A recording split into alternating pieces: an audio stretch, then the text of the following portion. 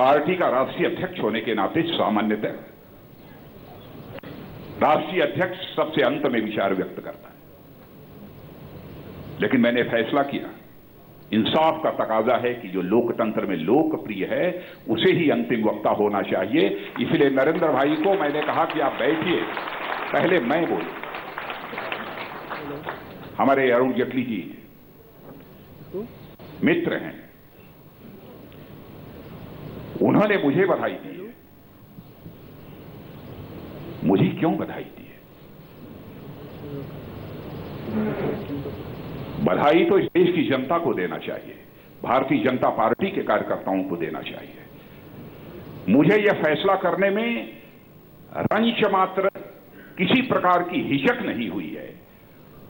वो इसलिए नहीं हुई है, अपने जीवन में जब भी कोई अवसर आया है तो इंसाफ का फैसला करने में मैं रंच मात्र भी कभी देर नहीं लगाई है। और यह इंसाफ की मांग थी, न्याय का तकाजा था कि यह फैसला होना चाहिए, इसलिए यह फैसला किया है। आज यदि मैं गोवा के कार्यकर्ताओं के बीच खड़ा हूं तो मेरे बहनों भाइयों, यह आपका आह्वान करने के लिए खड़ा हुआ हूं कि देश संकट के दौर से गुजर रहा है। कोई बचा सकता है इस देश को तो आप बचा सकते हो। आपको एक सशक्त नेतृत्व दिया है और जिस नेतृत्व के प्रति आस्था केवल हिंदुस्तान की जनता की ही नहीं है बल्कि सारी दुनिया में जिसके प्रति एक विश्वास और भरोसा पैदा हुआ है, ऐसा नेतृत्व आज भारतीय जनता पार्टी ने आपको दिया है। यदि मैं कहता हूं कि देश संकट के दौर से गुजर रहा है, इस देश को बचा लो, तो मैं क्यों कहता हूं? आजादी के हासिल हुए 65 वर्षों का समय गुजर गया और इन 65 वर्षों में लगातार लंबे समय तक 50 वर्षों से अधिक समय तक किसी एक राजनीतिक पार्टी ने हुकूमत किया है तो कांग्रेस ने हुकूमत किया है। कभी नारा दिया गरीबी हटाओ, देश की जनता ने कांग्रेस के हथेलियों पर उठा लिया कि सचमुच हिंदुस्तान की गरीबी, हिंदुस्तान की बेरोजगारी यदि कोई दूर कर सकता है तो कांग्रेस कर सकती है। 1970 में यह नारा दिया था। कभी यह नारा दिया कि मेरा भारत महान है, सारे देशवासियों को मिलजुल कर इस भारत को एक महान भारत बनाना है। फिर नारा दिया कांग्रेस का हाथ आपके साथ, और आज यह नारा दे रहे हैं कि हम भारत का निर्माण करेंगे। सोनिया जी से मैं पूछना चाहता हूं, सोनिया जी, कब तक इसे हिंदुस्तान की जनता की आंखों में धूल झोंकने का यह सिलसिला जारी रहेगा? कितना समय चाहिए कांग्रेस को इस हिंदुस्तान की गरीबी को दूर करने के लिए, इस हिंदुस्तान की बेरोजगारी को दूर करने के लिए, इस हिंदुस्तान के मान सम्मान और स्वाभिमान को अंतर्राष्ट्रीय जगत में स्थापित करने के लिए कांग्रेस को कितना समय चाहिए? यह मैं कांग्रेस के लोगों से पूछना चाहता हूं। बहनों भाइयों, इसका कोई जवाब नहीं है। 9 वर्षों से फिर से इस हिंदुस्तान में कांग्रेस नेतृत्व की यूपीए सरकार आप देख रहे हैं। जब से यह सरकार आई है, महंगाई बढ़ने का सिलसिला जारी है। हर चीज की कीमत इस हिंदुस्तान में बढ़ रही है। कीमत यदि घट रही है तो आम इंसान की जिंदगी की कीमत घट रही है, नहीं तो हर चीज की कीमत बढ़ रही है। महंगाई के संबंध में बहुत विस्तार में जाकर मैं चर्चा नहीं करना चाहता। देश की अर्थव्यवस्था को गर्त में डाल दिया है। हमारे देश की अर्थव्यवस्था आज लड़खड़ा रही है। हम लोगों ने भी सरकार चलाई है। कौन भूल सकता है उस भारत माता के लाल पंडित अटल बिहारी वाजपेयी को, जिनके नेतृत्व में 6 वर्षों तक हिंदुस्तान में हम लोगों ने सरकार चलाई है। उसमें भारत ही नहीं, दुनिया का भी अर्थशास्त्री यह कहने को मजबूर हो गया था कि हिंदुस्तान में यदि ऐसे ही भाजपा की सरकार चलती रही तो वह दिन दूर नहीं है कि हिंदुस्तान दुनिया का सबसे धनवान देश बन जाएगा, दुनिया का सबसे ताकतवर देश बन जाएगा। आज वह दिन लद चुके हैं। आज हमारे देश की अर्थव्यवस्था की साख अंतर्राष्ट्रीय जगत में समाप्त हो चुकी है। बहनों भाइयों, यदि फिस्कल डेफिसिट, 4.5% तक पहुंच गई है।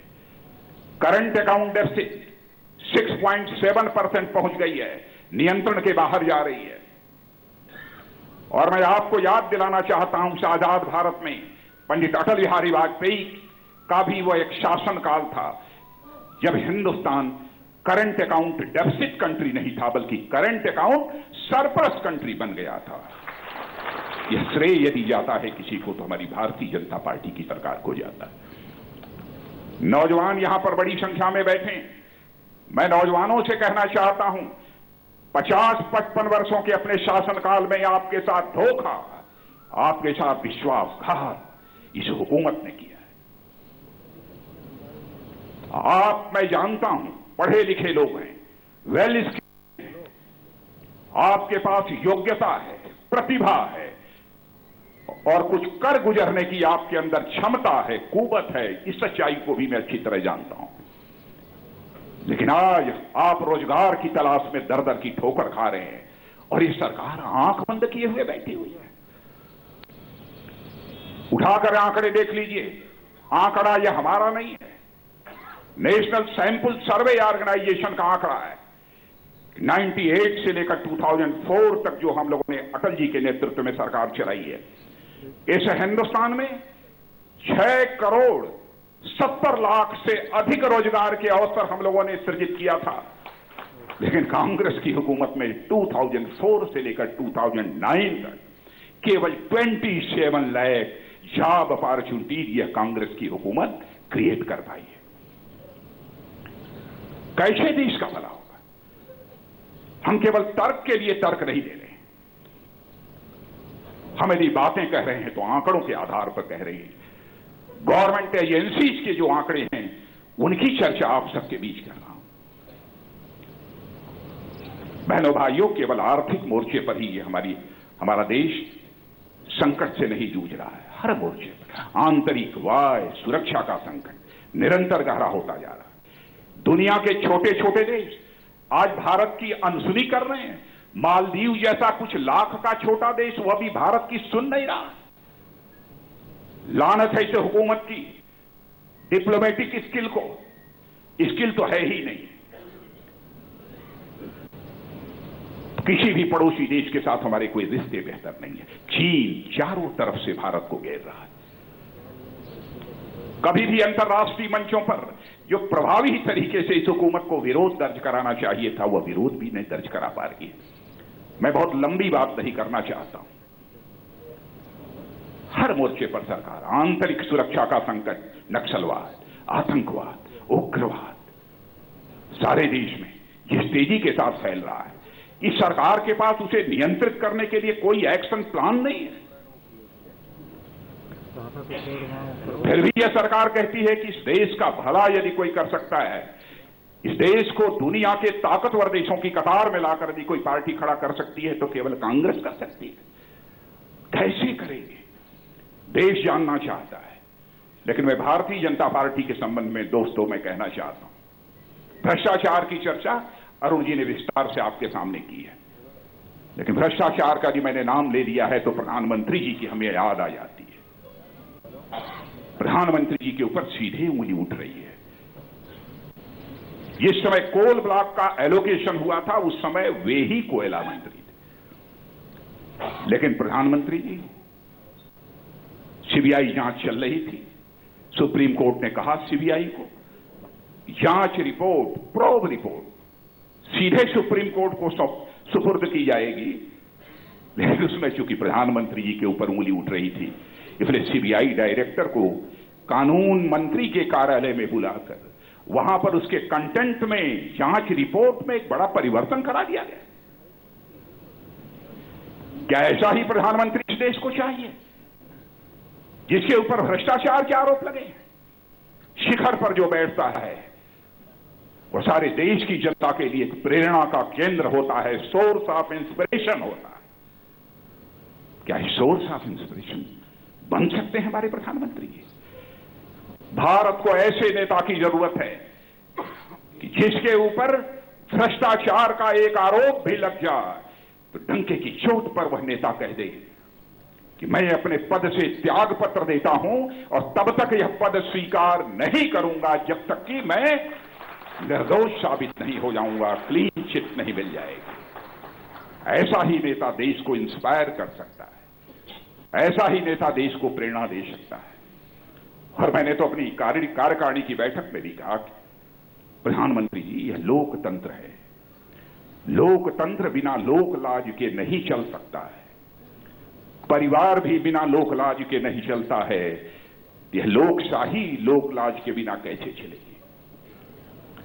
प्रधानमंत्री जी को तुरंत अपने पद से त्यागपत्र देना चाहिए था, लेकिन नहीं दे पाए। लेकिन बहनों भाइयों, चुनाव का समय आ गया है। आज मैं इतना ही कहना चाहता हूं, भारतीय जनता पार्टी चुनाव के मैदान में यदि जाएगी तो कांग्रेस के जो फेल्योर्स हैं, विफलताएं हैं, केवल हम विफलताओं को लेकर ही हम जनता के बीच नहीं जाएंगे। हम आपके बीच यदि आएंगे तो पूरी योजना बनाकर आएंगे, एक विजन डॉक्यूमेंट लेकर आएंगे कि हमारी भारतीय जनता पार्टी की यदि सरकार बनेगी तो भिन्न भिन्न सेक्टर्स में, इंफ्रास्ट्रक्चर सेक्टर में हम क्या करेंगे, हेल्थ में क्या करेंगे, सर्विस सेक्टर में क्या करेंगे, अन्य बहुत सारे जो सेक्टर्स हैं उसमें हम क्या करेंगे, इसका एक विजन डॉक्यूमेंट लेकर आएंगे। हम धोखा नहीं देना चाहते, जो कहेंगे उसे करके दिखाएंगे। आप सबका सहयोग चाहिए, समर्थन चाहिए।